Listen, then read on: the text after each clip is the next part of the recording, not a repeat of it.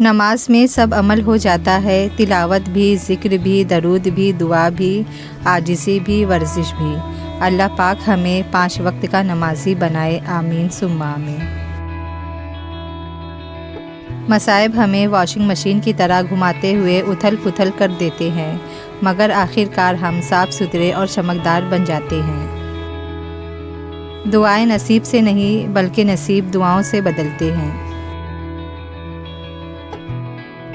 خدا کرے کہ ہماری قبریں ہماری بستروں سے زیادہ آرام دہ ہو، آمین۔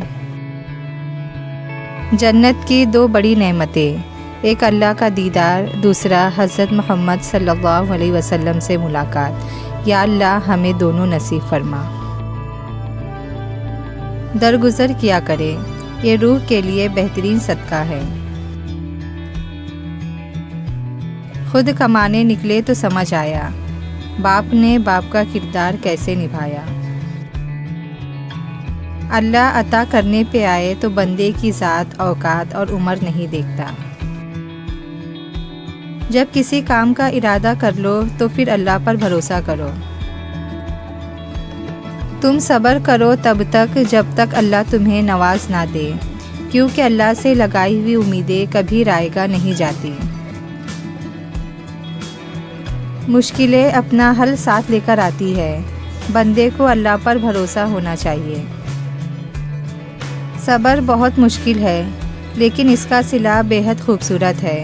ابھی نہ صحیح مگر تمہاری دعاؤں کا جواب جب بھی آئے گا، کن سے خالی نہیں آئے گا۔ صبر کر لو یہ سوچ کر کے جو کچھ بھی ہو رہا ہے اسی میں اللہ کی حکمت اور تمہاری بہتری ہے۔ یقین مانے صبر کی زبان اتنی طاقتور ہوتی ہے کہ ستانے والوں کی بنیادیں ہلا دیتی ہے۔ گندی سوچ اور پاؤں کی موج کبھی انسان کو آگے نہیں بڑھنے دیتی۔ مضبوط بنے، مضبوط رہے، آنسو صرف جائے نماز پر اچھے لگتے ہیں۔ خسارہ ہے ہر وہ چیز، ہر وہ سہولت، ہر وہ شخص کہ جس کی قیمت آپ کا ذہنی سکون ہو۔ انسان کا بہترین ساتھی اس کی صحت ہے، اگر صحت ساتھ چھوڑ جائے تو وہ ہر رشتے کے لیے بوجھ بن جاتا ہے۔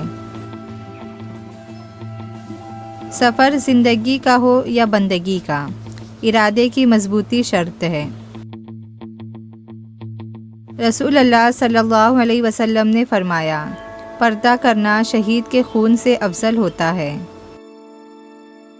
کسی کے پاس بہت کچھ ہے خدا کا دیا ہوا، کسی کے پاس سوائے خدا کے کچھ بھی نہیں۔ کوئی آپ کے لیے دروازہ بند کرے تو مسکرا کر اسے بتائیے کہ کنڈی دروازے کے دونوں طرف ہوتی ہے۔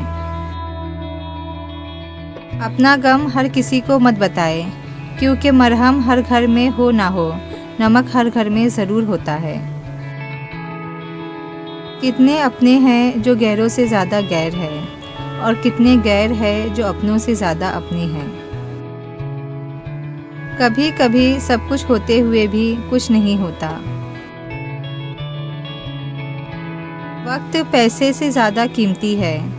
آپ کو زیادہ پیسہ مل سکتا ہے، لیکن آپ کو زیادہ وقت نہیں مل سکتا۔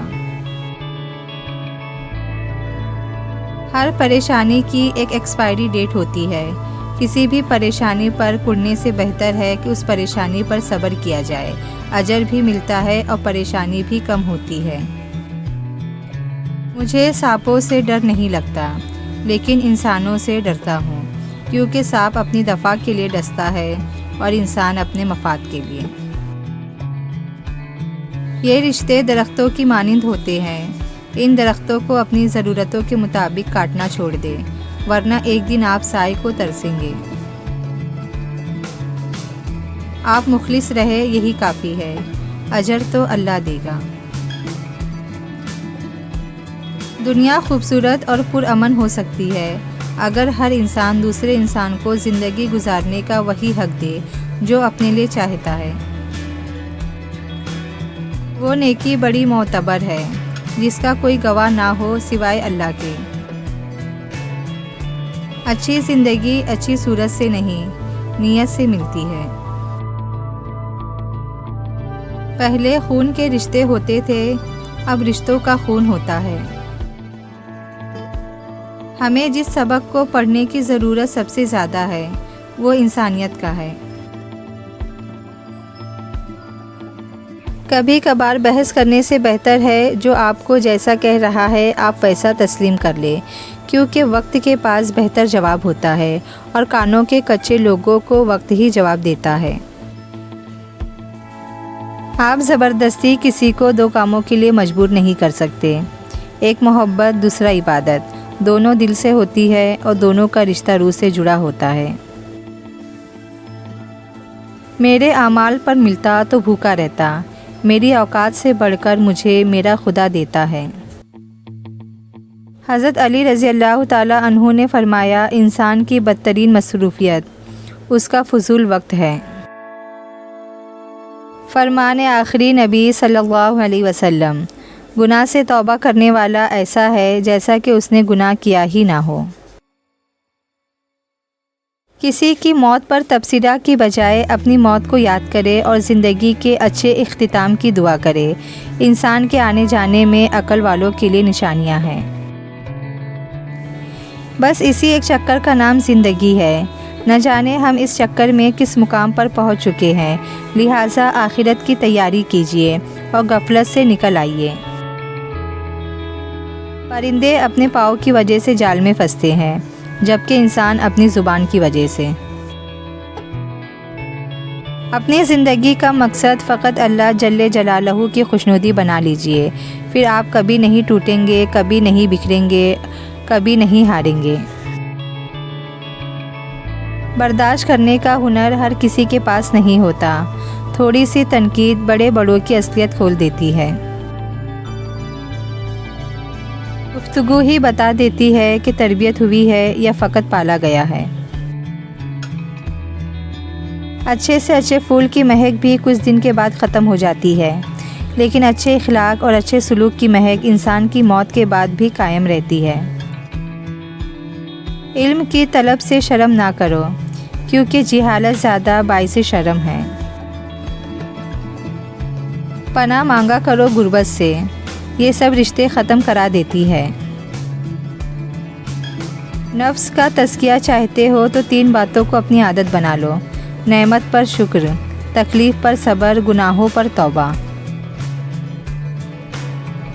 یہ سمندر بھی دنیا کی طرح کتنا خود غرض ہے، زندہ ہو تو تیرنے نہیں دیتا، مر جاؤ تو ڈوبنے نہیں دیتا۔ جب وقت کروٹ لیتا ہے نا تو بازیاں نہیں، زندگیاں پلٹ جاتی ہے۔ زندگی میں بادشاہی پیسوں سے نہیں بلکہ باپ کے سائے سے ملتی ہے۔